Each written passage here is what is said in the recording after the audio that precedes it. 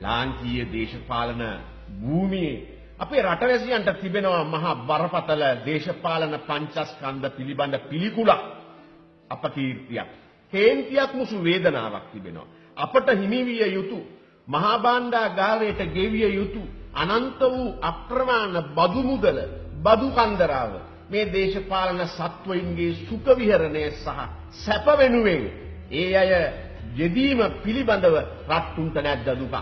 රට්ටුන්ට නැද්ද ඔවුන් පිළිබඳ අපකීර්තියක් පිළිකුලක් ජුගුප්සාවක් දැනෙනවා? බලමු අපි මේ වීඩියෝ ක්ලිප් එක. එක ගයක් නැහැ, එක වාහනයක් නැහැ, අංගදවරයි. හොරකම් කරලා නැහැ, වත්කම් කරලා පෙන්නලා තියෙනවා. කියන්න පුළුවන් හොරකම් කරලා තියෙනවා. අපි මම කොයි වෙලාවකට යන්නේ වැස්මාව. මේ ගෙදර ඉන්නේ මම මේ රජයේ රුපියල් 10 ගෙවන්නේ. වත්කම් බැලකම් පෙන්නලා තියෙනවා. කතා කරන්නේ කොන්ෆිඩන්ස් තියාගෙන. කුඩු ගෙනාවද, එතනෝල් ගෙනාවද, බලු වැඩ කළා බුක් කරලා නෑ. ඒකයි මේ කතා කරන්නේ ඇවිල්ලා. බලන්නතු කතා කරන්නේ. එහෙනම් ඒකට රෙස්පෙක්ට් කරන්න ඕනමයි. මට රෙස්පෙක්ට් එක ඕනමයි. මොකද මම ඒ කැපීම කරලා තියෙනවා. මහින්ද කෝටි 50ක් අරගෙන එන්නේ කියලා ජීවිත දෙකින්වත්. අනිත් අය දානපත් ඒක දාන්න එපා මට මොකද මට රෙස්පෙක්ට් එකක් ඕනමයි මම ඒ කැපීම කරලා තියෙනවා. කොහමද රංජන් රෙස්පෙක්ට් කරන්නේ? මෙන්න ලිපිගොනුව දැන් මහපාරට ඇවිල්ලා තියෙන්නේ. රංජන් ගෙනවා ලංකාවට වාහනයක් 2016 සැප්තැම්බර් මාසේ 8 වෙනිදා අති සුඛෝපභෝගී BMW රථයක් 730 මාදිලිය ඩීසල් 3000 cc ඉතා සුඛෝපභෝගී BMW රථයක් ලංකාවට ගෙනාපු දිනය තමයි සැප්තැම්බර් 8. ලැජ්ජයි කැතයි කියන්න හිරිකිතයි රංජන්. ඇයි 2016 9 වෙනි මාසේ 27 වෙනිදා ඒක රෙජිස්ටර් කරනවා කාගේ නමටද? රංජන් රාමනායකගේ නමට. මෙන්න මෙහෙමයි නම තියෙන්නේ. මිස්ටර් අඹකුමාරගේ අල්ෆොන්සෝ රංජන් ලියෝ සිල්වෙස්ටර් රාමනායක. ආන්න රංජන්ගේ නම. එදාම පැය 24ක් ඉවසන්න බැරි වුණා. පැය 48ක් ඉවසන්න බැරි වුණා හොරකමට. එදාම රෙජිස්ටර් කරනවා කාගේ නමින්ද? The Nuwara Eliya hotel company PLC. සාක්කුවට වැටිච්ච ගාණ කීයද? 3 කෝටි 68 ලක්ෂ 6272යි. ලැජ්ජා නැද්ද? දැන් මේ මහජන මුදල මේ බදු මුදල මේ ලිපි ලේඛන ඔබට බලන්න අපි සලස්වනවා. මේකේ තියෙනවා tax paid nil බිංදුවයි 7.5ක්වත් tax ගෙවලා නැහැ. tax මුදල තමයි මේකේ 3 කෝටි 68 ලක්ෂ 6272 රංජන් සාක්කුවේ දාගත්තා. ඒක තමයි තිත්ත ඇත්ත. ඔබ නිතර කියනවා රංජන් තිත්ත ඇත්ත ගැන. අද රංජන් ගැන අපිට තිත්ත ඇත්ත කියන්න උනා දෛවයේ සරදමක් දූ මන්දා. අන්න. දැන් මේ අයබදු විශේෂ විධිවිධාන පනතේ 3C වගන්ති ප්‍රකාරව තමයි පර්මිට් එකක් පිරිනමන්නේ පාර්ලිමේන්තු මන්ත්‍රීවරුන්ගේ වරප්‍රසාද යටතේ. මොකද්ද තියෙන්නේ? තමන්ගේ ධූරයේ කාර්ය හා කර්තව්‍ය කාර්යක්ෂමව ඉටු කිරීම සඳහා තමයි මේ වාහන බලපත්‍රය දෙන්නේ. මහජන නියෝජිතයෙක් හැටියට ජනතා සේවයට කැපවුණු മന്ത്രിවරයෙක් හැටියට ඒ මහජන සේවය වඩා කාර්යක්ෂමව කිරීම සඳහා තමයි මේ මෙවැනි බදු සහනයක් දෙන්නේ. ඒ බදු සහනේ දෙන්නේ දේශපාලකයාට පර්මිට් එක විකුණලා ඒ මහා භාණ්ඩාගාරයට අය විය යුතු 3 කෝටි 68 ලක්ෂේ මහා භාණ්ඩාගාරයට නොගොස් රංජන්ගේ සාක්කුවට දාගන්න නෙමෙයි. අන්න ඒකයි මෙතන තිබෙන පිළිකුල් සහගත ස්වභාවය.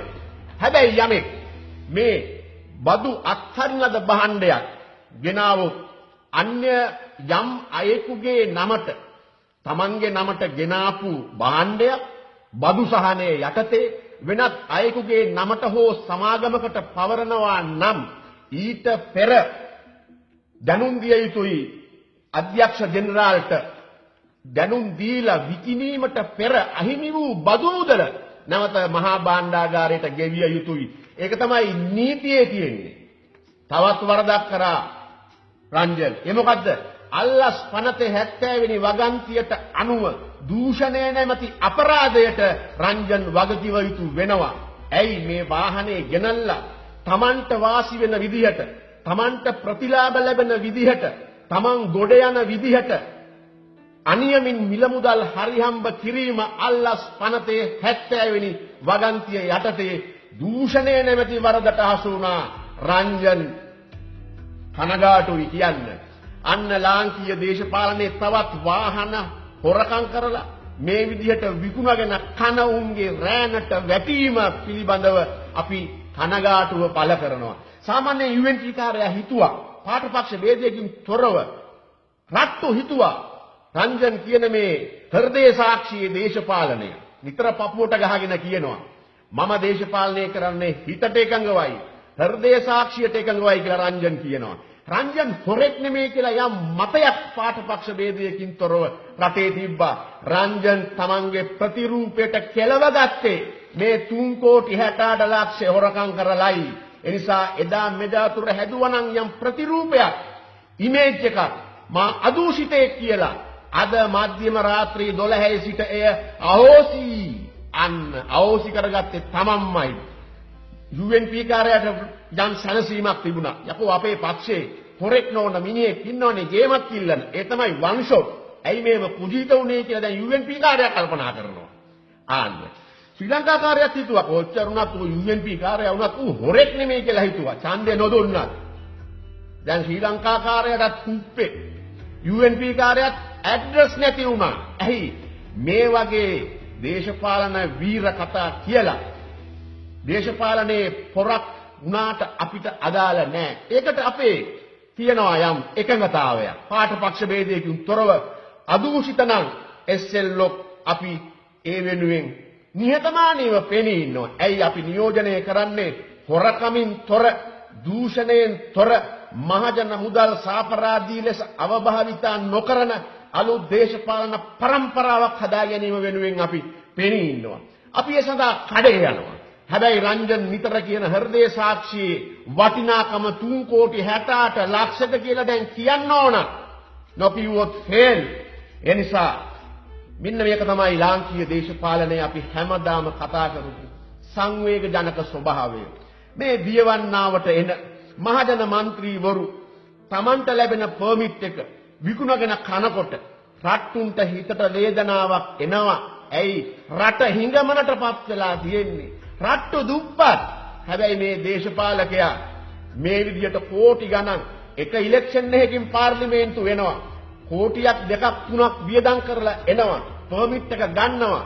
එදාම මුන් විකුණනවා. එහෙනම් අවසාන විග්‍රහයේදී මේ අයගේ දේශපාලන හැසිරීම සහ භාවිතය ඔබ වෙනුවෙන් නොව ඔවුන්ගේ බැංකු ගිණුම් වෙනුවෙන් සහ උන්ගේ සුඛ විහරණය වෙනුවෙනුයි. ඒක තමයි මේ තාවුරු කරන්නේ. ඒක තමයි මේ ලිපි ලේඛන ඔස්සේ ඔප්පු කරලා පෙන්වන්නේ රංජන්ලා වගේ දේශපාලකයෝ. දැන් ඔබට ආයේ හිතන්න කාලේ එනවා. දිනපතා හිතන විදිය අලුත් කරගන්න වෙනවා. මිනිස්සු පිළිබඳව කාලා බලලා නැහැ. රට්ටුන්ට කාලා බලන්න බෑ. මේ දිවෙන් දිව තියලා හොඳ මිනිහෙක් කියලා හිතනකොට මේ වගේ මිනිස්සු මෙහෙමනම් දැන් සියනෑ කෝරළේ ලක්ෂ 3කට වැඩිය මනාප දුන්නු UNP කාර්යයට දැන් රෙද්දක් නම් පාර යන්න බෑ. ඇයි කාලා වරෙන්කෝ ගැහුවා මනාපේ රංජත් වාහනේ හොරකම් කරගෙන කාලා. ඒ නිසා සියනෑ කෝරළේ UNP කාර්යයත් කුජීතයි. දැන් ලාංකීය දේශපාලනේ මේ මජර දේශපාලනේ මේ තක්කඩි දේශපාලනේ මේ වනචර දේශපාලනේ මේ සතා සීපවගේ ගතිගුණ බවට පත් වී තිබෙන දියවන්නාවේ දේශපාලනේ නැවත වතාවක් නිවැරදි දිශාවට හරවා ගැනීමේ ඒ මහජන අභිලාෂයන් තවත් තීව්‍ර කර කිරීම වෙනුවෙන් අලුත් પરම්පරාව නැවුම් විදියට හිතන ගුණ යහපත් සුවඳ ඇති මිනිස්සු හදන එක පෙනහැල්ල දෙකට බෙදන් හුස්ම ගන්න පුළුවන් පරපුරක් හදමු. ලොක් සටහන නිමයි. සුබ දවසක්.